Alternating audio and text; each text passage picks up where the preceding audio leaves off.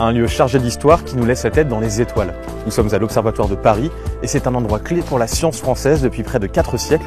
Et aujourd'hui, nous avons de la chance puisque Marie-Christine Angonin, professeure à la Sorbonne Université, nous ouvre les portes de ce temple du savoir. Cette coupole a été commandée par François Arago, au milieu du 19e siècle, dans le but d'observer des étoiles et des planètes. Cette lunette, est-ce qu'elle est encore utilisée actuellement? Est-ce qu'on peut s'en servir?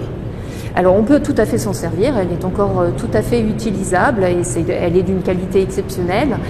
Ce que l'on fait, c'est qu'on choisit la direction où se trouve l'étoile ou la planète, et puis ensuite on verrouille et on laisse un moteur faire tourner autour de l'axe. C'est toujours les mêmes étapes à respecter? Toujours les mêmes étapes à respecter. Il faut y aller petit à petit, il faut zoomer petit à petit sur l'objet que l'on veut observer.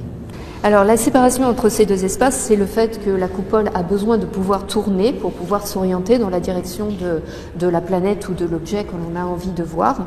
Donc il suffit d'appuyer sur les boutons pour permettre de tourner dans un sens ou dans l'autre. Et après l'espace, nous allons faire une rencontre directe avec le temps, puisque nous allons nous rendre là où l'heure légale française est déterminée. Alors Arnaud, ça me paraît un petit peu complexe, tout ce que je vois, qu'est-ce que c'est, où est-ce qu'on est? Alors on est dans un des laboratoires où on a une de nos horloges atomiques qui sont à la base de la réalisation du temps légal français, qui ensuite participe au temps mondial, international. Pourquoi est-ce qu'on a besoin finalement d'échelles de temps très précises? C'est par exemple les marchés financiers qui ont besoin d'être synchronisés extrêmement précisément pour savoir dans quel ordre les ordres d'achat, de vente ont été réalisés. La synchronisation des systèmes aériens. Donc il y a tout un tas d'applications grand public qui sont vraiment basées sur la capacité d'avoir une référence de temps très précise.